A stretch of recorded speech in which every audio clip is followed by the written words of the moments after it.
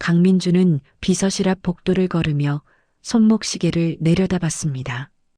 오후 5시, 퇴근 시간까지는 아직 2시간이 남았죠. 하지만 오늘은 특별한 일정이 있었습니다. 최 실장, 준비는 다 됐나? 비서실장 최수진이 고개를 끄덕이며 검은색 쇼핑백을 내밀었어요. 네, 회장님. 말씀하신 대로 준비했습니다. 민주는 쇼핑백을 받아들고 자신의 집무실로 들어갔습니다. 책상 위에 펼쳐진 서류에는 이준혁이라는 이름과 레스토랑 운영 실적이 빼곡히 적혀 있었어요. 딸 서연이 결혼하고 싶다는 남자, 과연 어떤 사람일까요? 민주는 쇼핑백에서 낡은 작업복과 때 묻은 운동화를 꺼냈습니다. 30년 전 자신이 공사장에서 일하던 시절 입었던 그런 옷차림이었죠. 사람은 위기 상황에서 본 모습이 드러나는 법이지. 민주는 정장을 벗고 작업복으로 갈아입었습니다. 거울 앞에 선 그의 모습은 초라했지만 눈빛만은 여전히 날카로웠어요. 저녁 7시 강남 한복판에 자리한 레스토랑 옹기 앞. 민주는 건물 입구를 바라보며 잠시 망설였습니다. 유리문 너머로 보이는 내부는 생각보다 아늑하고 따뜻한 분위기였어요. 어서 오십시오. 발레 파킹 직원이 다가오다가 민준의 차림새를 보고는 미간을 찌푸렸습니다. 손님, 여기는 예약제로 운영되는데요. 차갑게 변한 목소리에 민주는 빙그레 웃었어요. 예약 없이는 안 되나요? 그게 만석이라서요. 민준이 입구 쪽으로 걸어가자 20대 초반의 웨이터가 재빨리 앞을 막아섰습니다. 죄송합니다만 오늘은 자리가. 바로 그때 주방 문이 열리며 흰색 셰프복을 입은 남자가 나왔어요. 이준혁이었습니다. 그는 상황을 한눈에 파악하고는 민준에게 다가왔죠. 손님, 바 테이블 한 자리가 비었습니다. 이쪽으로 오시겠어요? 민준은 놀라움을 감추며 고개를 끄덕였습니다. 이준혁은 민준의 낡은 옷을 단 한 번도 쳐다보지 않았어요. 오늘 하루 힘드셨죠? 일단 따뜻한 물부터 드세요. 건네받은 물잔을 들고 민주는 이준혁의 뒷모습을 지켜봤습니다. 바 테이블에 앉은 민주는 메뉴판을 펼쳤어요. 가장 저렴한 파스타가 25,000원이었죠. 이걸로 주세요. 주문을 받던 이준혁이 잠시 민준을 바라보다가 미소 지었습니다. 손님, 오늘 특선 코스를 준비했는데 서비스로 대접하고 싶습니다. 아니, 그럴 필요는. 제가 요리하는 걸 좋아해서요. 받아주시면 감사하죠. 이준혁은 대답을 기다리지 않고 주방으로 들어갔어요. 민주는 당황스러운 표정으로 주변을 둘러봤습니다. 다른 손님들도 모두 정성스럽게 대접받고 있었죠. 30분 후 테이블 위에는 5접시의 요리가 놓였습니다. 전체 요리부터 메인, 디저트까지 완벽한 풀코스였어요. 민주는 포크를 들며 씁쓸하게 웃었습니다. 이 친구, 장사는 이렇게 해서 어떻게 하려고.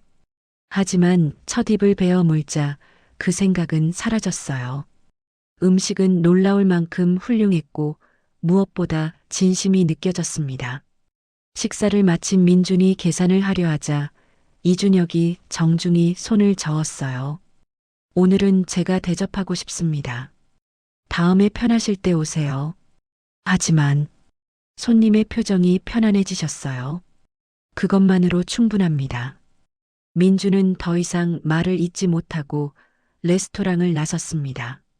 차가운 밤 공기가 뺨을 스쳤지만 가슴속은 이상하게 따뜻했죠. 예상과 완전히 다른 결과였습니다.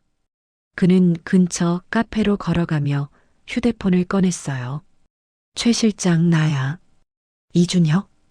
괜찮은 사람이네. 카페 창가에 앉은 민주는 따뜻한 아메리카노를 한 모금 마셨습니다. 창밖으로 레스토랑 온기의 불빛이 여전히 환하게 빛나고 있었어요. 그는 휴대폰을 들어 서연에게 전화를 걸었습니다. 아빠예요. 아빠, 무슨 일이세요? 서연의 목소리에는 놀라움이 묻어났죠. 내가 좋은 사람을 만난 것 같구나. 전화기 너머로 서연이 숨을 죽이는 소리가 들렸어요. 정말, 정말이요? 내일 정식으로 만나자. 시간 좀 내봐. 민주는 전화를 끊고 창밖을 바라보며 미소를 지었습니다. 오랜만에 딸에게 해준 칭찬이었죠. 밤 10시 민주는 카페를 나와 주차장으로 향했어요. 운전기사를 보내고 혼자 운전해서 오기를 잘했다는 생각이 들었습니다. 조용히 생각을 정리할 시간이 필요했거든요. 차에 시동을 걸고 도로로 나서자 거리는 여전히 붐볐어요. 신호대기를 하며 민주는 휴대폰을 꺼내 이준혁의 이력을 다시 검색했습니다. 프랑스 유학, 미슐랭 레스토랑 경력, 귀국 후 독립. 화면을 내리던 그 순간이었죠. 쾅! 엄청난 충격과 함께 차체가 옆으로 밀려났습니다. 세상이 빙글빙글 돌아가더니 무언가에 세게 부딪혔어요. 유리 깨지는 소리, 금속이 비틀리는 소리, 그리고 정적. 민주는 운전석에 끼인 채 눈을 감았습니다. 의식이 흐릿해지면서 서연의 어린 시절 모습이 스쳐 지나갔어요. 아빠, 나 혼자 자전거 탈 수 있어. 웃으며 달리던 딸의 목소리가 아득히 멀어졌죠. 사이렌 소리가 가까워지고 누군가 자신을 부르는 소리가 들렸습니다. 선생님, 정신 차리세요. 하지만 민주는 더 이상 대답할 수 없었어요. 어둠이 그를 완전히 삼켜버렸습니다. 응급실 복도는 소독약 냄새로 가득했어요. 의료진이 분주하게 움직이며 민준을 수술실로 옮겼습니다. 두개골 골절에 뇌출혈이 의심됩니다. 보호자 연락은? 신원 확인이 안 됩니다. 지갑이랑 휴대폰이 없어요. 간호사가 민준의 주머니를 뒤져봤지만 나온 건 190원 뿐이었죠. 낡은 작업복을 입은 신원불상의 환자. 행정실 직원은 서류에 무연고 환자라고 체크했습니다. 같은 시각 동양그룹 본사 비서실. 최수진은 회장실 전화기를 불안한 눈빛으로 바라봤어요. 밤 11시가 넘었는데 회장님이 연락이 없었습니다. 회장님, 귀가 확인됐나요? 경호팀장에게 전화를 걸었지만 대답은 부정적이었죠. 아직 확인이 안 됩니다. 지금 추적 중입니다. 최수진의 얼굴이 창백해졌어요. 30년 넘게 회장을 보좌했지만 이런 일은 처음이었습니다. 그녀는 곧바로 강서연에게 전화를 걸었죠. 이사님, 큰일입니다. 회장님이 연락 두절이세요. 강서연은 집에서 와인을 마시고 있었어요. 아버지의 드문 칭찬에 기분이 좋았거든요. 하지만 최수진의 전화를 받자마자 와인잔을 떨어뜨렸습니다. 뭐라고요? 아버지가? 불안한 예감이 가슴을 짓눌렀죠. 서연은 재킷을 집어들고 현관문을 박차고 나갔어요. 마지막 통화가 어디였죠? 레스토랑 옹기 근처였습니다. 서연은 차를 몰며 악셀을 힘껏 밟았습니다. 신호등이 빨간불이었지만 멈출 수가 없었어요. 중환자실 침대 위. 민주는 새하얀 천장을 멍하니 바라봤습니다. 형광등 불빛이 눈부시게 느껴졌죠. 머리를 움직이려 하자 극심한 통증이 밀려왔어요. 간호사가 다가와 그의 상태를 확인했습니다. 환자분, 정신 차리셨나요? 이름이 어떻게 되세요? 민주는 입을 열려 했지만 목소리가 나오지 않았어요.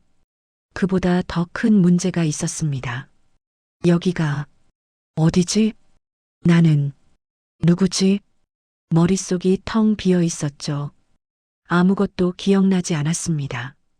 병원 복도의 시계가 오전 9시를 가리켰습니다. 민주는 병실 침대에 앉아 창밖을 멍하니 바라봤어요. 사흘 동안 의료진은 그에게 같은 질문을 반복했죠. 이름이 뭔가요? 집은 어디예요? 가족은 있나요? 하지만 민주는 단 한 가지도 대답할 수 없었습니다. 머릿속은 여전히 새하얀 백지 같았거든요. 환자분, 더 이상 입원 치료가 필요 없다고 판단됩니다. 의사가 퇴원 통보서를 내밀었어요. 신원 미상자는 병원에서 오래 보호할 수가 없습니다. 행정실 직원이 사회복지사 연락처가 적힌 쪽지를 건넸죠. 민주는 그 쪽지를 받아들고 병원 밖으로 나섰습니다. 가을 햇살이 따사로웠지만 민준의 마음은 춥기만 했어요. 몸에 걸친 낡은 작업복과 주머니 속 190원. 그게 세상에서 자신이 가진 전부였습니다. 어디로 가야 하지? 발걸음은 저절로 움직였어요. 낯선 거리였지만 이상하게 익숙한 느낌이 들었습니다. 강남의 화려한 빌딩 숲을 지나 좁은 골목길로 접어들었죠. 레스토랑 옹기의 간판이 눈에 들어왔어요. 뒷골목 쓰레기 적치장 근처에서 민준의 다리가 풀렸습니다. 며칠 동안 제대로 먹지 못한 탓에 기운이 하나도 없었거든요.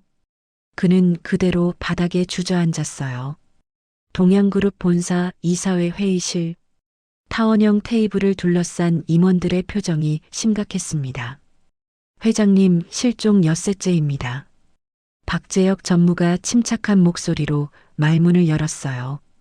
경영 공백을 더 이상 방치할 수 없습니다. 하지만 회장님이 곧 돌아오실 텐데. 한 임원이 조심스럽게 반대 의견을 냈죠.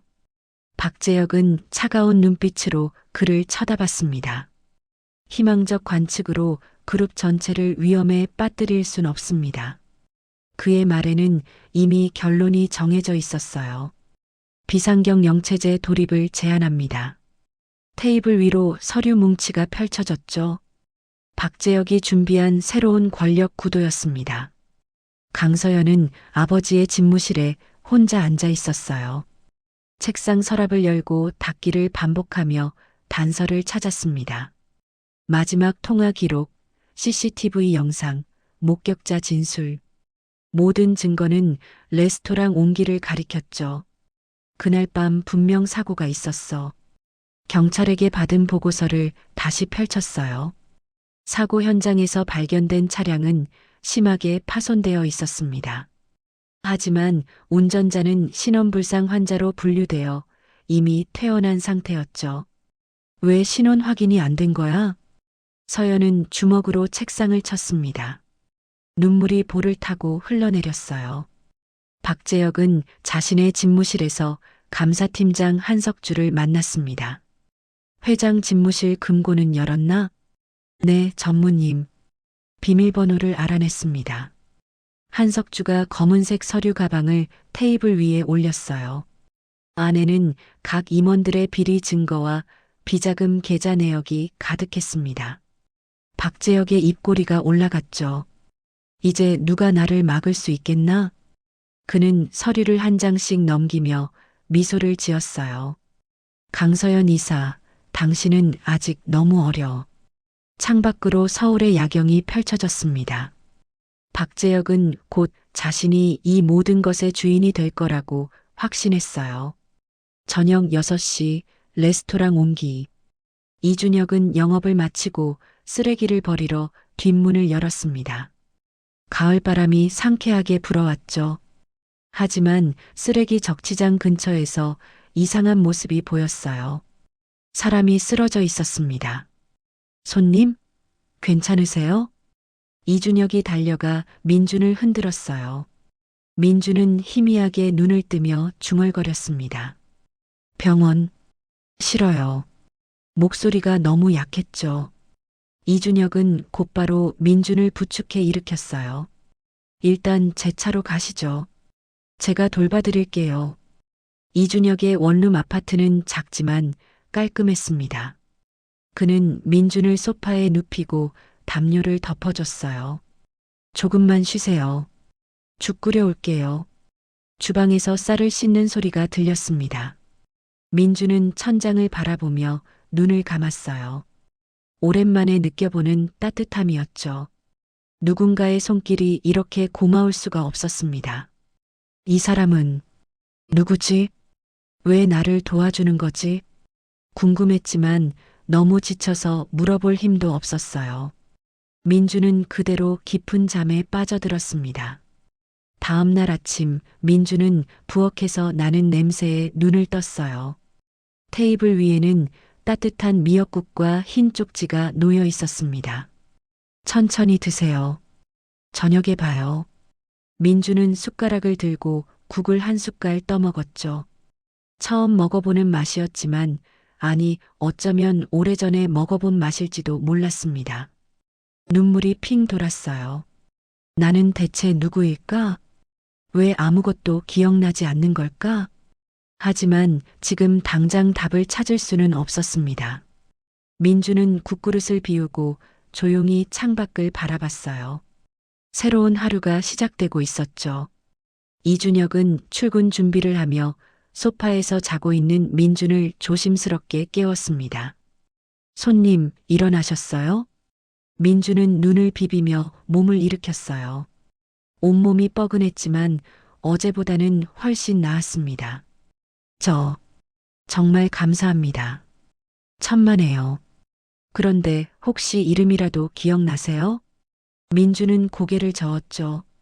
여전히 아무것도 떠오르지 않았습니다. 이준혁은 잠시 생각하더니 밝게 웃었어요. 그럼 제가 이름을 하나 지어드릴게요. 김철수 어때요? 민주는 그 이름을 속으로 되뇌어 봤습니다. 김철수, 좋네요. 철수 씨, 기억이 돌아올 때까지 여기서 지내세요. 이준혁이 제안했지만 민주는 고개를 저었어요. 신세를 질 수는 없습니다. 그럼 우리 가게 설거지 일을 도와주시겠어요? 이준혁의 눈빛이 진지했습니다. 마침 주방 보조가 필요했거든요. 하루 10시간 최저 시급 드릴게요. 민주는 자신의 손을 내려다봤어요. 거칠지만 힘이 있어 보이는 손이었습니다. 제가 할 수 있을까요? 당연하죠. 누구나 처음은 있으니까요. 그렇게 민준의 첫 출근이 시작되었습니다. 오전 10시 레스토랑 온기의 주방 문을 열고 들어섰죠. 주방장 김태양이 도마 위에서 양파를 썰고 있었어요. 새로 오신 분이시군요. 김태양입니다. 50살은 넘어 보이는 그의 손놀림은 정확했습니다. 설거지대는 저쪽입니다. 어렵지 않으니 천천히 하세요. 민주는 싱크대 앞에 섰어요. 쌓여있는 접시와 냄비, 프라이팬들이 산더미 같았습니다. 뜨거운 물을 틀고 세제를 묻힌 수세미를 들었죠. 처음 몇 분은 괜찮았어요. 하지만 1시간이 지나자 손이 따갑기 시작했습니다. 뜨거운 물과 강한 세제 때문이었죠. 2시간째 허리가 끊어질 것처럼 아팠어요. 3시간째 다리가 부들부들 떨렸습니다. 철수 씨, 잠깐 쉬었다 하세요. 김태양이 의자를 가져다 주었어요. 민주는 고맙다는 인사도 못하고 주저앉았습니다. 첫날부터 깨부리지 않네요. 기특합니다. 김태양이 물 한 잔을 건네며 웃었어요. 이 일이 이렇게 힘든 줄 몰랐습니다. 민주는 자신의 빨개진 손을 바라봤죠. 물집이 잡히기 시작했습니다. 처음엔 다들 그래요. 일주일 지나면 익숙해질 겁니다. 김태양은 휴게실로 들어가더니 연고를 가져왔어요. 이거 바르세요. 좀 나을 겁니다. 민주는 연고를 손에 바르며 고개를 숙였습니다. 정말 감사합니다. 낯선 감정이 가슴속에서 피어올랐어요.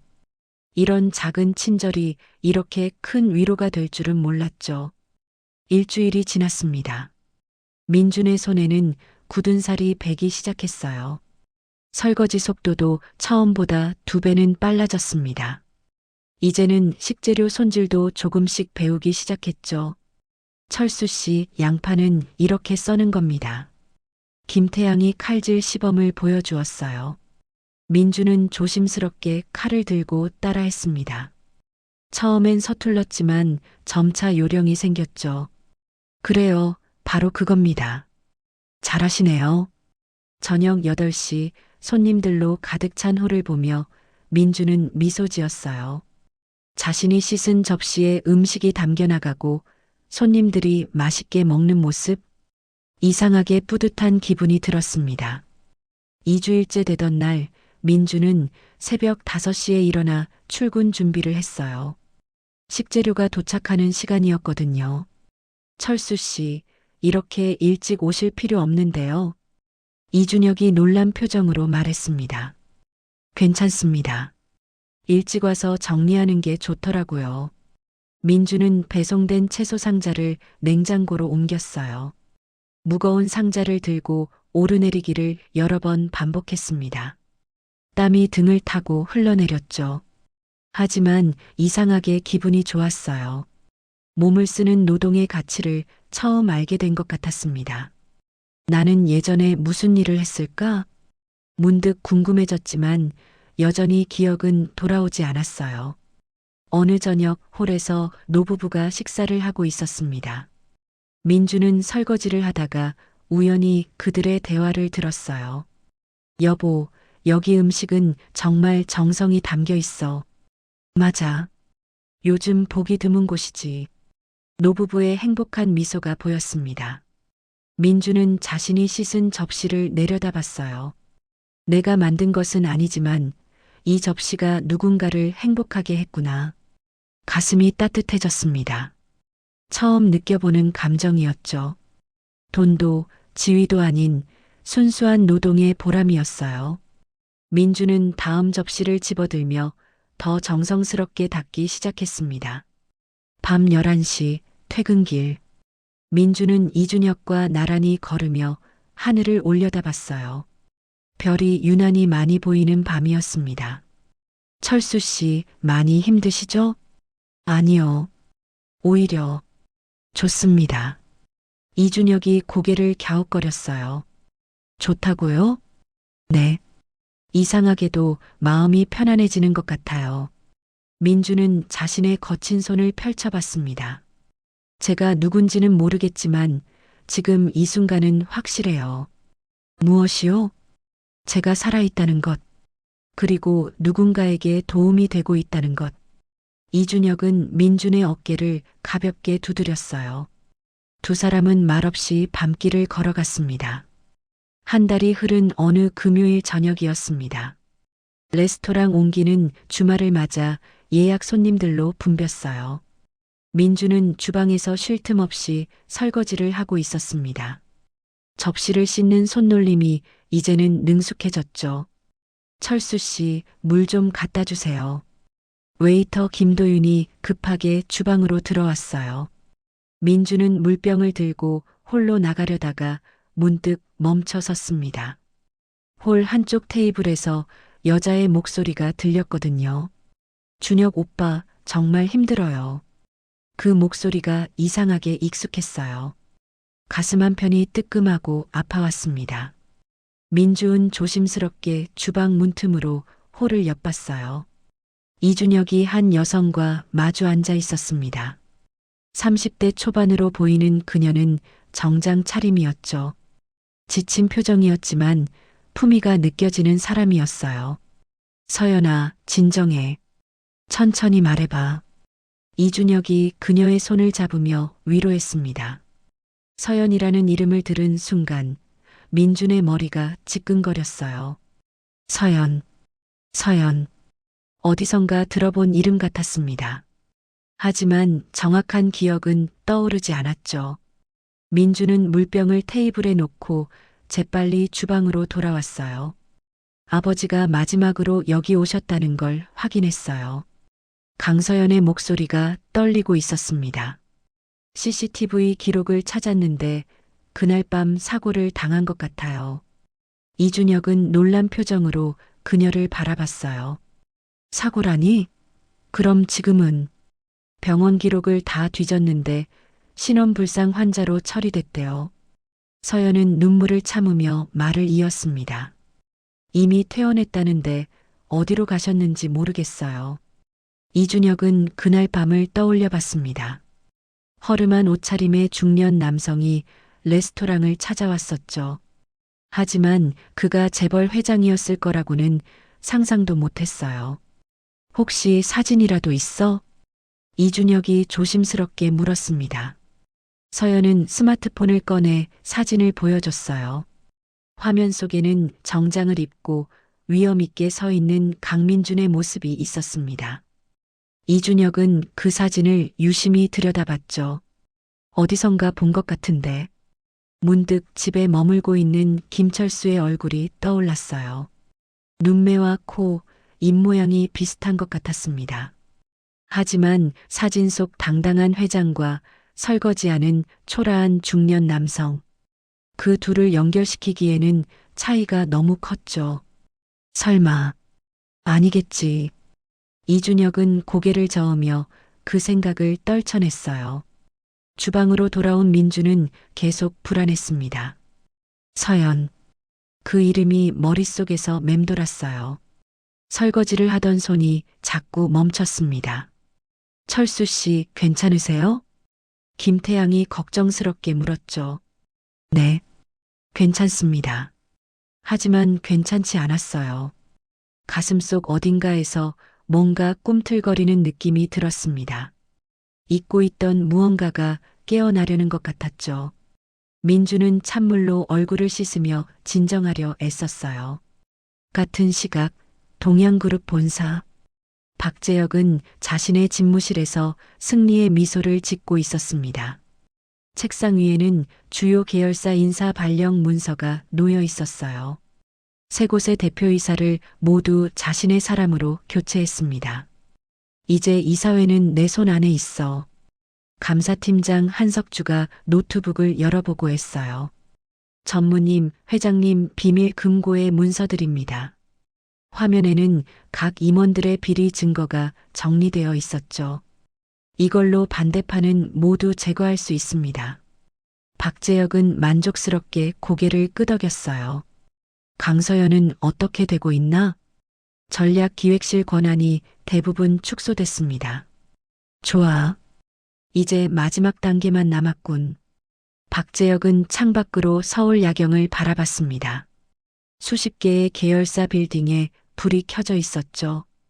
곧 이 모든 게 내 것이 될 거야. 그는 위스키 잔을 들어 올리며 혼자 건배했어요. 강민준이 영영 돌아오지 않기를 바라면서 말이죠. 한석주는 조심스럽게 물었습니다.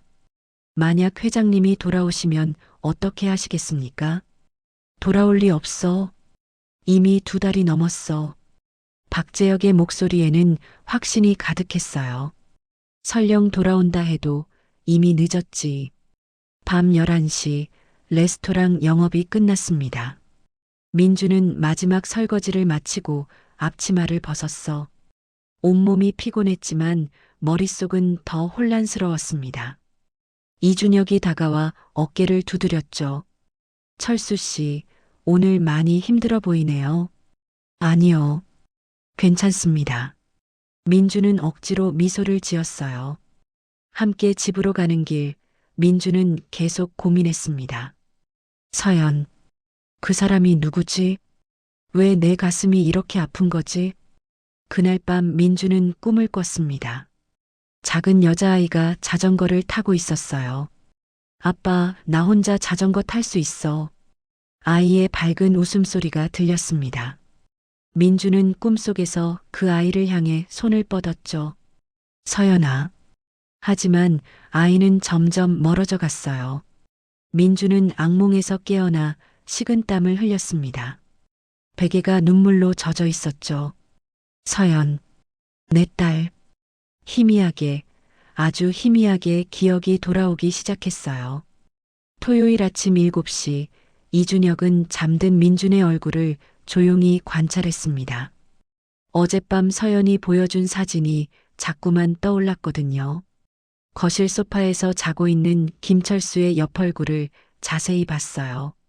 눈매가 정말 비슷한데. 이준혁은 휴대폰으로 동양그룹 강민준을 검색했습니다. 화면에 뜬 사진들을 하나씩 확대해서 봤죠. 정장 차림의 카리스마 넘치는 모습이었어요. 하지만 얼굴 윤곽과 이목구비는 분명 김철수와 닮아 있었습니다. 설마, 정말? 이준혁의 손이 떨렸어요. 만약 김철수가 정말 강민준 회장이라면 지난 한 달은 무엇이었을까요? 철수 씨, 일어나세요. 이준혁이 민준의 어깨를 가볍게 흔들었습니다. 민준은 천천히 눈을 떴어요. 밤새 꾼 꿈 때문에 얼굴이 창백했습니다. 혹시 강민준이라는 이름이 익숙하세요? 이준혁의 조심스러운 질문에 민준은 고개를 갸웃거렸죠. 강민준, 강민준. 그 이름을 입 밖으로 내뱉는 순간 머리가 욱신거렸어요. 으윽. 민준은 양손으로 머리를 감췄습니다. 괜찮으세요? 제가 이상한 질문을 했나요? 모르겠어요. 모르겠습니다. 민준의 목소리가 떨렸죠. 이준혁은 곧바로 서연에게 전화를 걸었습니다. 서연아, 지금 당장 레스토랑으로 올 수 있어? 무슨 일인데? 오빠 목소리가 이상해. 설명하기 어려워. 그냥 빨리 와줘. 중요한 일이야. 전화를 끊고 이준혁은 민준을 바라봤어요. 철수 씨, 오늘은 출근 안 하셔도 됩니다. 왜요? 토요일은 손님이 많은데. 제가 다른 분께 부탁할게요. 오늘은 쉬세요. 이준혁의 단호한 말투에 민준은 더 이상 반박하지 못했습니다. 뭔가 심상치 않은 일이 벌어지고 있다는 걸 느꼈거든요. 오전 11시 강서연이 레스토랑에 도착했습니다. 평소와 달리 화장기 없는 맨 얼굴이었어요. 밤새 울었는지 눈이 퉁퉁 부어 있었죠. 오빠, 대체 무슨 일이야? 놀라지 말고 들어줘. 천천히 확인해 보자. 이준혁은 서연의 손을 잡고 주방으로 안내했습니다. 민주는 식재료 정리대 앞에서 감자 껍질을 벗기고 있었어요. 김태양이 시킨 일이었죠. 저기, 저분 좀 봐. 이준혁의 목소리가 떨렸습니다. 서연은 천천히 고개를 들어 민준을 바라봤어요.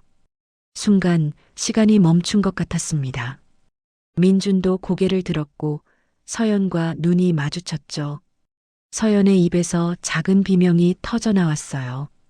아, 아빠. 그 목소리를 들은 순간 민준의 머릿속에서 폭발이 일어났습니다. 수천 개의 기억 파편들이 한꺼번에 쏟아져 들어왔어요. 으악. 민준은 감자칼을 떨어뜨리고 바닥에 주저앉았습니다. 양손으로 머리를 감싸쥐며 몸을 떨었죠. 서연아, 서연아. 30년치 기억이 홍수처럼 밀려들었어요. 회사, 회의실, 계약서, 그리고 딸의 얼굴. 모든 것이 선명하게 되살아났습니다. 아빠. 서연이 달려가 민준을 끌어안았습니다. 눈물이 볼을 타고 주르륵 흘러내렸어요. 아빠, 아빠. 정말 아빠죠? 서연아. 미안해. 미안해. 민준도 딸을 꼭 안으며 울음을 터뜨렸습니다. 주방에 있던 김태양과 직원들은 믿을 수 없다는 표정으로 서 있었죠. 이준혁은 벽에 기대선 채 이 광경을 지켜봤어요. 자신이 한 달 동안 함께 일한 사람이 미래 장인어른이었다니 도저히 실감이 나지 않았습니다. 10분이 지나서야 민주는 정신을 차렸어요. 서연의 부축을 받으며 의자에 앉았습니다. 기억이 다 돌아왔어. 민준의 목소리는 여전히 떨리고 있었죠. 내가 누군지, 무슨 일이 있었는지 다 기억나.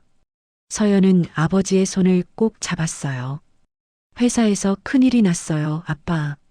박재혁이 움직였구나. 민주는 예상했다는 듯 고개를 끄덕였습니다. 이미 그럴 줄 알고 있었던 것처럼요.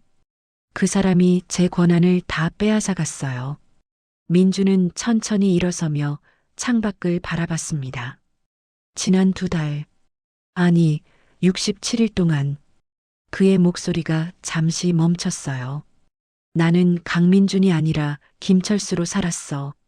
설거지를 하고 식재료를 나르고 손님들에게 봉사했던 시간. 그 시간들이 주마등처럼 스쳐 지나갔죠. 그게 내 인생에서 가장 소중한 시간이었어. 이준혁이 조심스럽게 다가왔습니다. 회장님, 아니, 저는 뭐라고 불러야 할까요? 민주는 돌아서며 그의 손을 잡았어요. 그냥 아버님이라고 불러요. 준혁 군, 서연아, 회사 상황을 자세히 말해줘. 민준의 눈빛이 날카로워졌습니다. 강민준 회장의 눈빛이었죠. 서연은 지난 2달간 일어난 일들을 설명했어요. 박재혁의 권력 장악, 계열사 인사교체, 비밀 금고 털이까지. 민주는 조용히 듣다가 입을 열었습니다. 내일 당장 회사로 복귀하겠어. 하지만 아빠 몸 상태가 괜찮아. 이제 더 이상 미룰 수 없어. 민주는 자신의 거친 손을 내려다봤어요. 굳은 살이 박힌 이 손으로 이제 다시 펜을 들어야 했습니다. 준혁 씨, 김태양 주방장님께 전해주세요. 네, 말씀하세요. 그동안 정말 감사했다고. 평생 잊지 못할 거라고. 월요일 오전 10시 동양그룹 본사 이사회 회의실. 타원형 테이블을 둘러싼 15명의 이사들이 자리에 앉았습니다. 박재혁은 의장석에 앉아 서류를 정리하고 있었어요. 오늘은 자신이 부회장으로 오르는 날이었죠. 그럼 긴급 이사회를 시작하겠습니다. 박재혁의 목소리에는 여유가 묻어났어요. 첫 번째 안건, 강서연 이사 해임건입니다. 서연은 테이블 끝자리에 홀로 앉아 있었습니다. 그녀를 지지하는 이사는 단 3명뿐이었죠. 회장이 석 달째 실종 상태입니다. 박재혁이 차분하게 말을 이었어요. 생존 가능성이 희박한 만큼 그룹의 안정적 경영을 위해. 바로 그때 회의실 문이 열렸습니다. 비서실장 최수진이 들어서더니 박재혁에게 속삭였어요. 전무님, 잠시 밖으로 나오시겠습니까? 지금 중요한 회의 중이야. 나중에 꼭 나오셔야 합니다. 최수진의 목소리가 떨리고 있었죠. 박재혁은 짜증스럽게 자리에서 일어났습니다. 복도로 나서는 순간 그의 얼굴이 하얗게 질렸어요. 엘리베이터 앞에 깔끔한 정장 차림의 남자가 서 있었습니다. 강민준이었죠. 회장님? 민주는 천천히 박재혁에게 다가왔습니다. 오랜만이네, 재혁 전무. 박재혁의 입술이 파르르 떨렸어요. 어떻게 살아계셨습니까? 살아있으면 안 됐나? 민준의 차갑게 식은 목소리에 박재혁은 뒤로 물러섰습니다. 아닙니다. 그게 아니라 회의 중이라며? 들어가지. 민주는 박재혁을 지나쳐 회의실 문을 열었어요. 문이 열리는 순간 회의실 안이 술렁거렸습니다. 회장님이 돌아오셨다. 이사들이 자리에서 벌떡 일어났죠. 민주는 의장석으로 걸어가 앉았습니다. 박재혁은 멍하니 서 있다가 자신의 자리로 돌아갔어요. 석 달이 아니라 정확히 67일입니다. 민준의 차분한 목소리가 회의실에 울려 퍼졌어요. 그동안 나는 이 회사가 아닌 다른 세상에서 살았습니다. 이사들은 숨을 죽이고 그의 말을 들었죠. 교통사고로 기억을 잃고 노숙자 신세가 됐어요. 민주는 자신의 손을 테이블 위에 올려놓았습니다. 굳은 살이 박힌 거친 손이었어요. 그리고 어느 레스토랑에서 설거지 일을 했습니다. 회의실이 더욱 조용해졌습니다. 최저임금 10,000원을 받으며 하루 15시간씩 일했어요. 민준의 목소리는 담담했지만 무게감이 있었죠. 대중교통을 타고 출퇴근했고 작은 원룸에서 잤습니다. 박재혁은 식은땀을 흘리며 고개를 숙였어요. 그 시간 동안 나는 많은 걸 배웠습니다. 민준이 박재혁을 똑바로 쳐다봤습니다. 사람이 얼마나 나약한지, 친절이 얼마나 소중한지. 그리고 잠시 멈췄다가 말을 이었어요. 그리고 권력이 사람을 얼마나 쉽게 변하게 하는지도요. 박재혁의 얼굴이 창백해졌습니다. 전무님, 할 말 있으신가요? 회장님의 부재로 인한 불가피한 조치였습니다. 박재혁이 떨리는 목소리로 변명했어요. 그룹의 안정을 위해서. 안정? 민주는 서류 뭉치를 테이블 위에 던졌습니다. 내 금고를 털어간 게 안정을 위해서였나요? 박재혁의 입이 떡 벌어졌죠. 감사팀장 한석주를 시켜서 비밀 문서를 빼돌렸더군. 민준이 노트북을 열어 화면을 보여줬어요. 비자금 계좌 내역이 빼곡히 나열되어 있었습니다. 이 계좌들 전문인 명의 아닌가요? 회의실이 술렁거렸어요. 이건 오해입니다. 박재혁이 벌떡 일어서며 소리쳤습니다. 오해가 아니라 증거입니다. 민주는 냉정하게 말했죠. 박재혁 전무는 이 자리에서 즉시 해임합니다. 회장님, 그리고 배임과 횡령 혐의로 검찰에 고발하겠습니다. 민준이 인터폰 버튼을 눌렀어요. 보안팀 들어오세요. 회의실 문이 열리고 보안팀원 4명이 들어왔습니다. 박재혁 전무를 경호실로 모시고 가세요. 박재혁은 저항하려다가 그대로 무너졌어요. 한석주 팀장도 같이 데려가세요. 보안팀이 박재혁을 부축해 나가자 회의실은 숨죽인 듯 조용했습니다. 민주는 남은 이사들을 천천히 둘러봤어요. 여러분, 잘 들으세요. 그의 목소리에는 강한 의지가 담겨 있었죠. 앞으로 이 회사는 많은 것이 바뀔 겁니다. 이사들은 긴장한 표정으로 고개를 끄덕였어요. 더 이상 권력과 이익만을 추구하지 않을 겁니다. 민준이 서연을 바라봤습니다. 사람을 중심에 두는 경영을 하겠습니다. 서연의 눈가에 눈물이 맺혔죠. 67일 동안 내가 만난 사람들은 특별하지 않았어요. 민준의 목소리가 부드러워졌습니다. 평범한 주방장, 웨이터, 그리고 손님들이었죠. 그는 자신의 손을 다시 내려다봤어요. 하지만 그들은 진심으로 서로를 대했습니다. 회의실에 정적이 흘렀어요. 우리 그룹도 그렇게 바뀌어야 합니다. 민준이 자리에서 일어났습니다. 오늘 회의는 여기까지입니다. 일주일 후 다시 모이죠. 그는 서연에게 눈짓했어요. 서연아, 같이 가자. 부녀는 나란히 회의실을 나섰습니다. 복도를 걷는 민준의 뒷모습은 당당했지만 어딘가 달라 보였어요. 예전처럼 냉정하고 차갑지 않았습니다. 오히려 따뜻함이 느껴졌죠. 아빠, 괜찮으세요? 서연이 조심스럽게 물었어요. 응, 이제 시작이야. 민주는 창밖으로 서울 시내를 바라봤습니다. 진짜 변화는 이제부터야. 그의 눈빛에는 새로운 결심이 담겨 있었어요.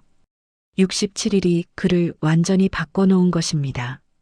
강민준은 더 이상 예전의 강민준이 아니었죠. 한 달 후 동양그룹 본사 로비. 아침 햇살이 통유리창을 통해 쏟아져 들어왔습니다. 직원들은 평소보다 들뜬 표정으로 출근하고 있었어요. 오늘은 회장의 특별 발표가 있는 날이었죠. 오전 10시 대강당에 1000여 명의 직원들이 모였습니다. 민주는 단상에 올라 마이크를 잡았어요. 오늘 상생경영 선언문을 발표하겠습니다. 그의 목소리가 강당 전체에 울려 퍼졌죠. 협력업체 단가를 10% 인상합니다. 직원들 사이에서 웅성거리는 소리가 들렸어요. 그리고 모든 비정규직을 정규직으로 전환합니다. 박수 소리가 터져 나왔습니다. 민주는 잠시 박수가 잦아들기를 기다렸어요. 또한 저는 일선 경영에서 한 발짝 물러나겠습니다. 이번에는 놀라움의 탄성이 흘러나왔죠. 강서연 부회장이 실질적인 경영권을 갖게 될 겁니다. 무대 옆에 서 있던 서연이 고개를 숙여 인사했어요. 민주는 딸을 바라보며 미소 지었습니다. 저는 매주 수요일 오후를 현장의 날로 정했습니다.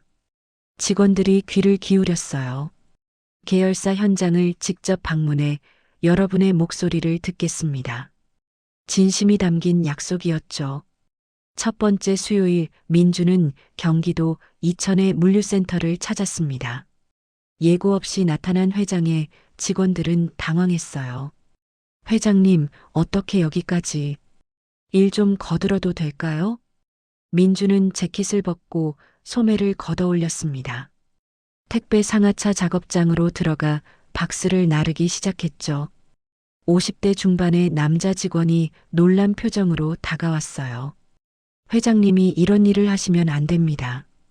괜찮아요. 저도 해봤거든요. 민주는 땀을 닦으며 웃었습니다. 2시간 동안 그는 직원들과 함께 일했어요. 점심시간 민주는 직원 식당에서 컵라면을 먹었습니다.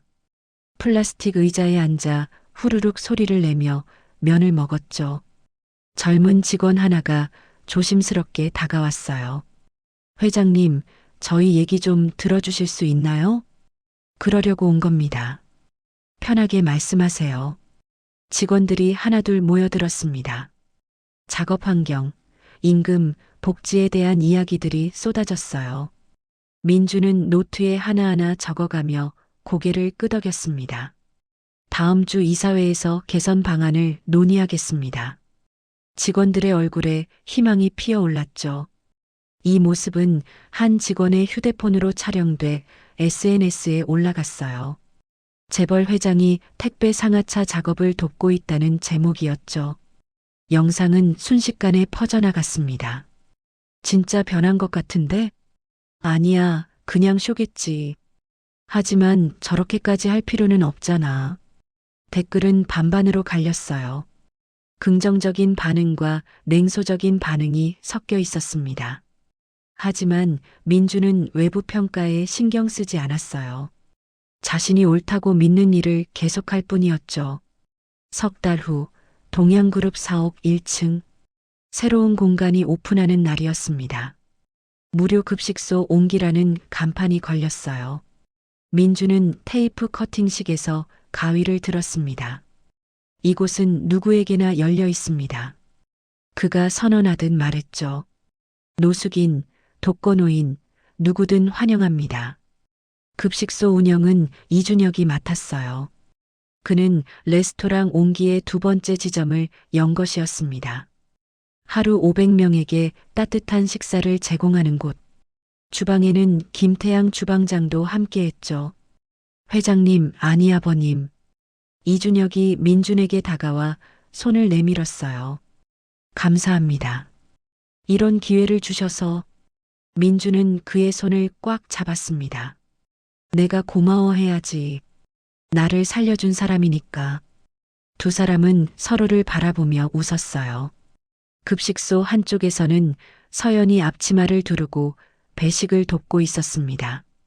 어서 오세요. 천천히 드세요. 그녀의 얼굴에는 평화로운 미소가 번졌죠. 예전의 날카롭고 지친 표정은 온데간데 없었어요.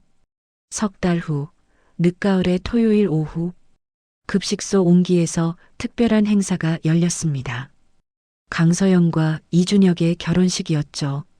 화려한 호텔이 아닌 이곳에서 결혼식을 올린다는 소식에 언론이 들썩였어요. 하객석에는 노숙인, 독거노인, 회사 직원들이 함께 앉아 있었습니다. 신부 아버지인 민준이 서연의 손을 잡고 입장했어요. 아빠 떨려요. 나도 떨린다. 민준이 딸의 손을 꽉 쥐었습니다.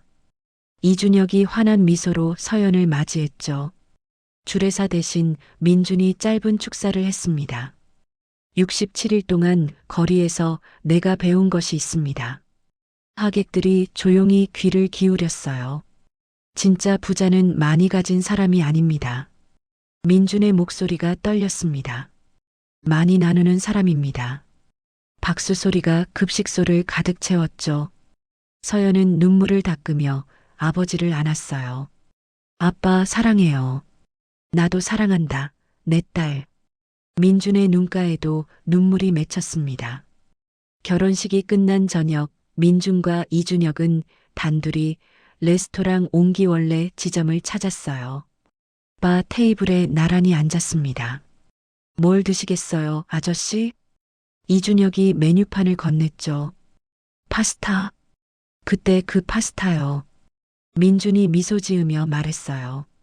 67일 전 그날 자신이 처음 주문했던 메뉴였습니다. 이준혁은 주방으로 들어가 정성껏 요리를 시작했어요. 30분 후 따뜻한 파스타 접시가 테이블에 놓였습니다. 민주는 포크를 들어 첫 입을 베어 물었죠. 여전히 최고네요. 그의 얼굴에 만족스러운 미소가 번졌어요. 제가 만든 음식 중에 가장 정성을 담은 요리입니다. 이준혁도 맞은편에 앉았습니다. 그날 손님이 회장님인 줄은 정말 몰랐어요. 나도 내가 누군지 몰랐으니까요. 두 사람은 함께 웃었어요. 창밖으로 서울의 야경이 펼쳐졌습니다. 반짝이는 불빛들이 아름다웠죠. 준혁 씨, 고맙습니다. 민준이 진심을 담아 말했어요. 제게 새로운 인생을 선물해줘서요. 이준혁은 고개를 저었습니다. 아저씨가 스스로 찾으신 겁니다. 어쩌면 그렇겠죠. 민주는 와인 잔을 들어 올렸어요. 하지만 당신이 없었다면 불가능했을 겁니다. 두 사람은 잔을 부딪혔습니다. 따르릉 맑은 소리가 울려 퍼졌죠. 밤은 깊어가고 레스토랑의 불빛은 여전히 따뜻했습니다. 강민주는 이제 진짜 부자가 무엇인지 알고 있었어요. 그리고 그 답은 이 작은 레스토랑에서 찾았습니다. 67일이 한 사람을 바꿨습니다. 이 이야기가 당신에게도 작은 변화의 시작이 되길 바라며 구독과 좋아요로 응원해 주세요.